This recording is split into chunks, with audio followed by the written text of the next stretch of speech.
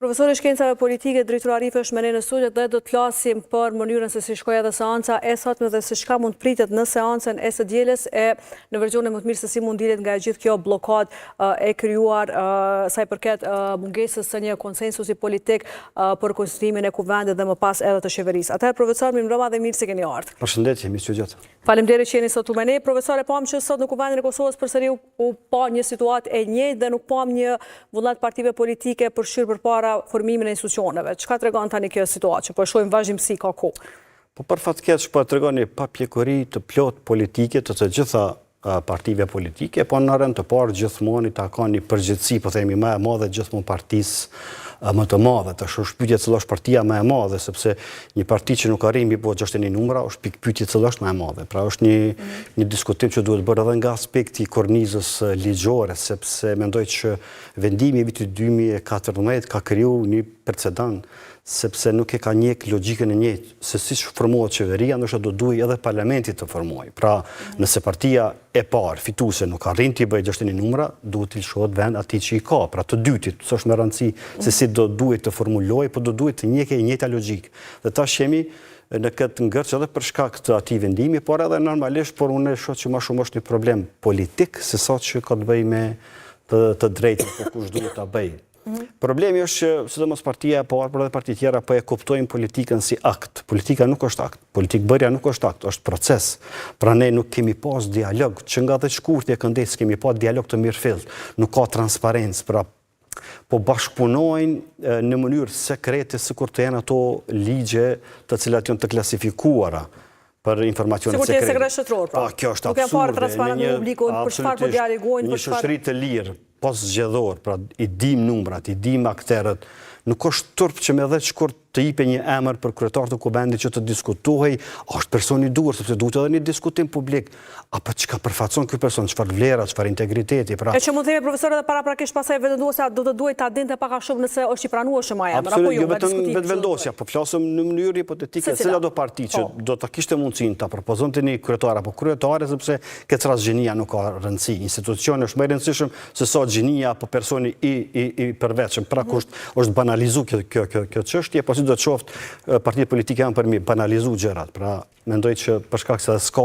një reagim shoqëror, edhe kemi ra në një nivel ku vetëm disa aktere kanë të gjithë fatin e Kosovës në dorë, dhe po vrejet kjo neglizhencë e madhe që 3 muaj, po hymë në muajin e 3 gati, dhe nuk kemi as parlament as qeveri, ndërsa për 3 muaj, që nga 21 janari, që nga ardhja e presidentin Trump në pushtet, po ndryshon bota. Ne nuk kemi gjendje një parlament me bota. Kjo tregon edhe aftësitë tona, edhe vepruese, edhe intelektuale, por edhe politike. Po, megjithatë profesor, tani është pa aftësi e vetëndosjes që për 3-4 votat mos të arrijë ta konstituojë kuvendin e Kosovës dhe ta emërojë kryetarin e parlamentit, apo thjesht nuk po dëshiron ta shtyjë përpara këtë proces sepse siç po thotë opozita nuk i ka numra tani për qeveria. Çka tregon? Për shkak që s'ka transparencë, për shkak që po na thyn edhe inteligjencën, atëherë neve na lejohet me supozu në bazë të veprimeve që po i bën partia e parë, është që janë disa variante. E para është nuk dëshirojnë me marrë qeverinë.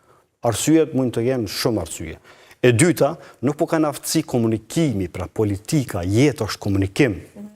Pra ti nuk mund është pa komuniku me ditë, po themi, përgjigjen e vërtet. Pra kur ka komunikim, gjendet zgjidhje gjithmonë. Pra politika është për me dhonë zgjidhje, jo për mu anku. Momentin që ankohet partia fituese, kjo të regon që këta nuk kanë ide se çka është menaxhimi i politikave. Haber s'kanë, be themi në gjuhë ma... Pra, ajo ideja konsultimeve nuk ishte shumë... Jo, ajo është çështje çesharake dhe banale. Sepse edhe Haradinaj thotë që këta fare nuk ka komunikim. Komunikim, mendoj, mes liderëve politik. Pra, kryetarëve të partive, grupeve, s'është me rëndësi, po liderët politik kanë peshën më të madhe. Ata nuk do duhet vetëm para kamerave të takohen. Ka 1 milion opsione të cilat ata mund të takohen dhe të diskutojnë. Por kjo nuk është këtë esenca. Esenca është që partitë politike, sidomos partia e parë që e ka, po themi, kushtimisht të drejtën për të udhëhequr gjithçka, është dashur që nga 10 shkurti, jo vetëm të kërkoj komunikim dhe dialog me partitë partnere parlamentare, por do duhet të dinim edhe cili është vizioni i partisë, për shembull për kodin civil, nuk e dim. Pra vetëvendosja e patë edhe shumicën dhe nuk e gjendje me votu. Cila është çësia për dialogun? Çka ka ndryshu? A duhet ta bëjmë këtë apo domethënë ka çat shumë pikpyetje, saqë qytetari edhe nëse e bëjmë qeverinë, ne nuk kemi me ditë se cila ka me qenë vizioni i kësaj apo asaj qeverie për këtë politikë apo atë politikë. Po megjithatë profesorat nuk flasin as për pozitat që janë ndarë në rast se formojnë qeverinë, pra jemi shumë larg po prandaj thash gjithçka është duke u bërë, domethënë, në mënyrën më të keqe të mundshme. Pra në vend se të diskutojmë për çështjet përmbajtësore, cilat janë tema, 3-4 tema, për shembull që vetëvendosja i ka vijën e kuqe, ne nuk e dim. Ose parti tjera. Pra këta në krejt për shka krejt debati shoqënorë për fat keq, për emra për pozita. Absolutisht është ngulit për një emër dhe për një pozitë ose për një qeveri, mi pas edhe 4 numra për në mungojnë aman. Domethënë, kjo tregon varfërinë edhe politike edhe intelektuale, jo vetëm të vetëvendosjes, por shoqërisë, domethënë shoqërisë në tërësi, sepse shoqëria në tërësi nuk ka kërkesa specifike. Ne vetëm jemi duke pritur, domethënë, këta e dim. Qytetarët pra kanë votuar për formim të institucioneve, apo jo, profesor? Kanë votuar qytetarë, por demokracia nuk përfundon vetëm me dhënien e votës. Pra demokracia ka dhe elementin e fuqishëm e që është, po themi, zëri i popullit. Parlamenti është zëri i popullit. Parlamenti, apo ky zëri i popullit ka dështu, nuk po dinë dhe nuk po munden të këndojnë. Pra tash duhet dikush që t'ja jep një verzion tjetër të këndimit. Ajo është qytetari, duhet të ketë kërkesa më specifike qytetarët. Pra gjitha këto OJC që i kemi, pra duhet të kenë pra kërkesa më specifike, pra duhet të jemi na më aktiv si shoqëri që t'i themi boll më. Pra duhet zgjidhje politike, nuk mund të presim të shkojmë zgjedhje të reja. Edhe nëse shkojmë zgjedhje të reja, pra merreni vendimin. Pra, domethënë, duhet vendimarrje, nuk mund të presim në pafundësi. Shikoni, jemi në vitin 2025, që 5 vite është kjo vetëvendosja në qeveri. Dhe cili është projekti më madhor që e kanë bo? Për 4 vite, pra nëse e kalon shifrën 400 milion, cili është projekti më madhor? Pra janë zakonisht projekte 1 milion, 2 milion, 3 milion, projekte të cilat veç janë të parapara, janë letë të menaxhueshme, pra s'kemi projekt madhor që e transformon ose ekonominë, ose shoqërinë, ose shëndetësinë, pra projekte të cilat lënë gjurmë shumë të thella. Për fat keq nuk i kemi pa. Po, dhe profesorët të djenin përsëri do të ketë seanca, mund të pritet diçka një situatë më ndryshe, apo e pam edhe KDI-n që kërkoi që ndoshta do duhet ndërhyjë edhe presidentja me një iniciativë për t'i takuar liderët, a mund të presim këtu një zbutje çndrimeve në rast se ka një iniciativë të tillë? Po presidentja në momentin e vetëm mund t'i thret liderët politik, por nuk ka kompetenca shumë të larta sepse deputetët janë ata që vendosin, sepse ende s'kemi kuvend realisht të konstituar, kështu që është një, po themi, një pat pozicion për presidentin, normalisht mirë do ishte t'i takonte që të kërkonte rrugëdalje nga kjo krizë, por unë mendoj që Çelësi prapë është vetëvendosja. Pra nuk duhet të lidhemi për një person. Kjo është qasje shumë e gabueshme dhe kokëfore. Pra, kur thoni Çelësi, profesor, thoni që duhet ta ndrojë emrin e propozuar deri më tani për cilin sistem vetëvendosja, apo çfarë? Po problemi është që ne nuk e dim tash ai ka numrat për qeveri. Pra na shumë gjëra nuk dim, sepse kjo është problemi te mos transparenca. Pra këta do duhet të dilshin me platformë. Ky është vizioni për qeverinë. Këta janë partnerët tonë që ne dëshirojmë të bisedojmë. Shikoni, unë mendoj që qeveria nuk duhet të bëhet vetëm sa për ta bërë. Kuptohet gjithmonë duke analizuar rrethana të cilat sot është politika globale, është gjëja më e pakuptim dhe më qëllimkeqe nëse e bëjnë një qeveri me partitë e pakicës. Unë mendoj që duhet një parti e koalicionit të madh shqiptar për t'i bërë ballë kërkesave të mundshme të partnerëve tanë. Pra mund të vinë kërkesa të çuditshme dhe ne duhet të jemi ballë që të marrim vendimarrje, sepse nuk mund të presim më 4 vjet. Nuk e kemi më qeverisjen demokratike në SBA dhe në BE kanë filluar të ndryshojnë gjërat. Pra nëse i referohemi intervistës së fundit të kryetarës së Komisionit von der Leyen, tha që nuk është më ai perëndimi që kemi pasur.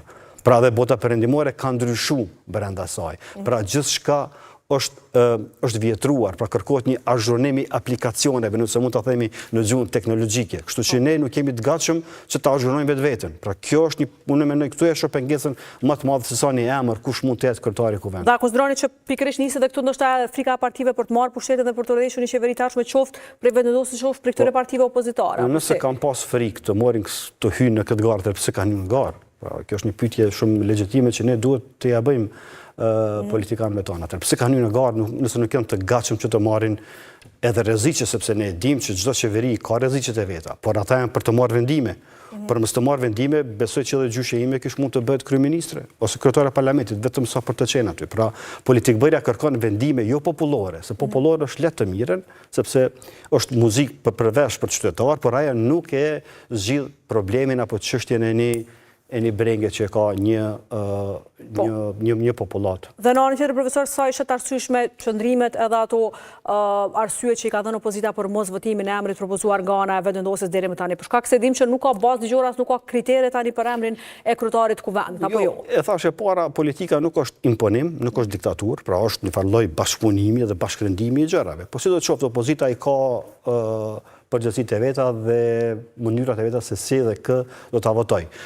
Unë mendoj që deri në këtë fazë është një veprim që i logjikshëm se si e kanë bërë për shkak edhe të gjuhës, mos harrojmë gjuha dhe narracioni që e ka përdorur vetvendosja, është i tmerrshëm, nuk mund t'i thuash paradite partner, mbrëmje kriminal dhe nesër pra partner, po këto dy gjëra nuk shkojnë njëra me tjetrën. Po si do të qoftë, mendoj që opozita ndoshta ka një moment ku duhet ta votojnë, fjala duhet nuk kisha përdorur, po kërkohet që ta votojnë, që ta sfidojnë vetvendosjen, pra që ta bëjë qeverinë. Sepse atëherë do të rrjedhin edhe afatet kohore kushtetuese dhe nuk ka mund nga të ikë dhe nuk ka nga ta drejtoj gishtin. Pra mendoj që do të ishte më e zgjuar që ta sfidojnë, pra t'ja votojnë cilën do kandidat që ata e vendosin, t'ja votojnë dhe të shohim se a janë të aftë që ta bëjnë qeverinë me numrat që i kanë. Sepse edhe me numrat, edhe nëse i bëjnë 61 numra, jemi bindur që dështimi do t'jetë spektakular në këto 4 vite të ardhshme. Dështimi spektakular për ballë kësaj politikës së jashtme keni fjalë pastaj. Jo vetëm politikës së jashtme, po edhe për shkak të mos përgatitjes së një programi qeverisës, po shumë serioz, jo çfarë kemi pas këto 4 vite. Pra nëse për 4 vite bën 2 ura të mëdha, kjo është atëre më shumë me bën një emision qesharak humoristik se sa një politikë më serioze. Po, dhe në anën tjetër, profesor, nuk ka që kemi bazë ligjore që mund të ekzekutoj në rast se nuk ka një marrëveshje politike, apo jo mund shkojnë në pafundësi çështja, apo po shkojnë drejt zgjedhjeve tani. Në momentin se si është nuk ka asnjë, po themi kufizim ligjor. Prandaj thash, ky është ai gabimi që po na tërheq të gjithëve që do duhet ta diskutonim se si të duhet të rregulloj edhe çështja kryetare në të ardhmen. Kësaj radhe shkoj si shkoj, por si shoqërinë duhet të diskutojmë këto probleme, mos të presim që me shku te mjeku dhe me na tregu që jemi afër vdekjes dhe duhet të hyjmë në operacion. Pra thoni që çështja kërkon interpretim në gjykatën kushtetuese, apo jo? Po gjithsesi do të kërkonte jo për tash, edhe nëse tash e zgjidhëm mirë, edhe nëse nuk e zgjidhëm prapë do të kërkonte që në herave tjera mos ta kemi të njëjtin problem. Ne duhet të qartësojmë rrugët tona problematike. Dhe profesor, tani aktualisht duke parë qëndrimet e partive, shihni që mund të ketë një kompromis apo më shpejt të shkojnë përsëri në zgjedhje? Unë mendoj që të dyjat janë të mundshme gjithmonë, por duke parë që nuk e kemi atë presionin ndërkombëtar, sepse Amerika ka një abstencë të madhe, s'ka ambasador, nuk është interesuar për Ballkanin apo specifikisht për Kosovën, dhe kjo na shpihen atë që pa ndihmën e SBA-ve s'mund të bëjmë as qeveri, kur janë numrat kështu si janë, dhe mendoj që zgjedhjet e reja gjithmonë janë opcion për çdo zgjidhje, por mendoj që prap ekziston një mundësi që opozita të tregohet pak më e zgjuar, që t'ja votoj cilin do kandidat që vetvendosja e vendos për kryetar apo kryetare, dhe mandej të shihen afatet kushtetuese se si do të rrjedhë. Po, dhe në rast se dështon mandatari për ta formuar qeverinë, konsideroni që mund të ketë një qeveri nga ana opozitës, sidomos duke parë qëndrimin e LDK-s. Po, shikoni, kjo është tjetër problematikë që opozita ndoshta nuk është e koordinuar në disa çështje, por mendoj që nëse dështon, nëse rrjedh diçka mirë të dielën dhe shkojmë në afatet kushtetuese të qeverisë, i bie normal është në diskrecion të presidencës, mandej kush i ka 61 numra, që për të vazhduar tutje me mandatarin e dytë për ta formuar qeverinë, atëherë opozita duhet të tregohet pak më e zgjuar që është në gjendje ta formojë qeverinë edhe ajo, apo duhet të shkohet në zgjedhje të jashtëzakonshme. Por numrat gjithsesi minus plus do të jenë aty këtu, pra nuk do të kenë ndonjë risi shumë të madhe dhe nuk po e kuptoj se çka po dëshirojnë me arrit. Domethënë nuk ka me pas ndonjë rezultat pozitiv për asnjërin palë. Pra nëse flasim për 1 deputet 2 më shumë ose minus plus, kjo nuk do të thotë që ne do të arrijmë, sepse ne jemi vonuar atë shumë, pra ne po harrojna vetëm datën kur i marrin zgjedhjet, por edhe para zgjedhjeve nuk është që ka pasur ndonjë punë spektakolare qeveria e Kosovës. Pra mund ta themi që 6 muaj ne kemi humbur duke u marrë se kush do ta bëj apo kush do të fitojë zgjedhjet dhe mandej kush do ta bëjë qeveri. Pra 6 muaj për një shtet të vogël janë jashtëzakonisht shumë. Po, dhe profesor e përmendet këtë çështje që po bëhen shumë sekrete këto takimet. E pam një deputet Lëvizjes Vetëndoqës që sot përsëri tha që ka disa konsultime me nismën, por ka kohë që po diskutohet me nismën dhe nismën e pam përsëri duke absenuar në votimin e sotëm. Tani çfarë tregon që po bëhen pazare më të mëdha me nismën për pozita në rast se ende nuk ka një marrëveshje politike me nismën, apo çfarë mund çarohet? Po kjo është ajo çka është gjëja ndoshta më e shëmtuar në këtë debati kontaminues, sepse vetvendosja e cila është paraqitur si parti progresiste, e hapur, transparente, do duhet paktën s'është më rëndësi me kënd diskutuar, me nismën apo me X partin, por do duhet ta dimë cilat janë kushtet, cilat janë politikat që ata kanë mi bartë në këto 4 vite. Shumë është më rëndësi, ne ende nuk e dimë si do duket arsimi, pra se bota është të transformuar, është bërë digitale, ne ende kemi një arsim të shekullit të 20 për nga metodologjia. Ka atë shumë pikpyetje, atë shumë pyetje të cilat s'kanë marrë përgjigje. Publiku jonë është, më thonë, në terr informativ përmbajtësor. Ka informacione, por nuk janë përmbajtësore. Pra shikoni, i gjithë debati është rreth kuvendit, rreth zgjedhjeve, nuk ka asgjë përmbajtësore. Cilat janë temat që ndoshta nisma duhet t'i bëjmë, nëse vëveja thotë jo, pra hynë në një qeveri, të cilën nesër mund edhe të dështoj. Pra kjo është e palogjikshme në mënyrën se si po dëshirojnë ta ndërtojnë qeverinë. Prandaj thash, çdo variant që do bëhet qeveria e ardhshme, kur do që të bëhet në këtë formë, jam i bindur që do të ketë dështim spektakolar. Po, dhe në rast se shkojmë zgjedhje, profesor, kush do të jetë humbsi më i madh këtyre zgjedhjeve duke parë të gjitha këto kalkulime dhe këto qëndrime? Po humbsi më i madh gjithmonë taksapaguesi i shkret, por qytetari do të jetë humbës sepse nuk është vetëm humbje e lekësh, por është humbje e kohës, se koha është vetëm element që nuk mund ta kthejmë. Pra kohën e djeshme nuk mund sot ta kthejmë. Pra sot kohën e sotit që po e humbëm nuk mund ta kthejmë. Është vetëm element që nuk kthehet, nëse nuk shfrytëzohet. Pra nëse shfrytëzohet një kohë mirë për të tashmen, ajo na ndihmon që ta ndërtojmë një të ardhme më të mirë. E ndërtimi të ardhmës tonë po vret që ka shumë pikpyetje. Po, dhe përmendet profesor që Kosova në vendin e presin dhe institucionet shumë temat mëdha të cilat do duhej të ketë në koordinim edhe me partnerët. Njëra prej tyre është tema e dialogut. E pam Peter Sorensenin që keni ditë më parë në Kosovë, por që nuk shpalosi detaje, tha që ishte në kuadër procesit dialogut.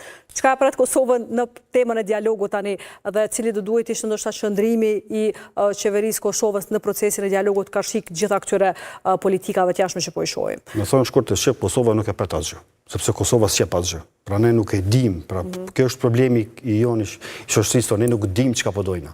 Prandaj ka shumë pikpyetje.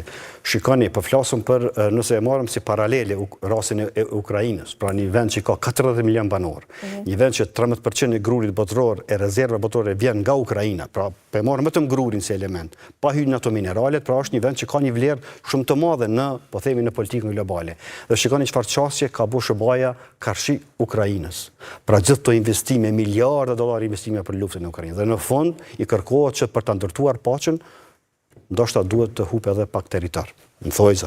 E pe kuptoni në çfarë politike globale gjendemi dhe prandaj thash, qeveria e ardhshme duhet të jetë qeveri e fuqishme që i bën përballë apo gjen konsenzus brenda faktorit shqiptar si duhet të shkohet tutje nëse ka kërkesa specifike të ndryshme të cilat ne duhet jemi të gatshëm që të marrim përgjegjësi. Po, megjithatë profesor, vendosin tani me cilën prej këtyre partive mund ta shohim si të afërt me këto qëndrime, sidomos politike, sepse nuk duket që i kanë shumë të përafërt ta qëndrimet. Po kjo është përgjegjësi e vetvendosjes. Kur 15 vjet vendosnin narracion që të gjithë janë kriminal, kjo është përgjegjësi e vetvendosjes që të ndryshoj dhe të ofroj bashkëpunime me partitë shqiptare, sepse aty është çelësi i suksesit.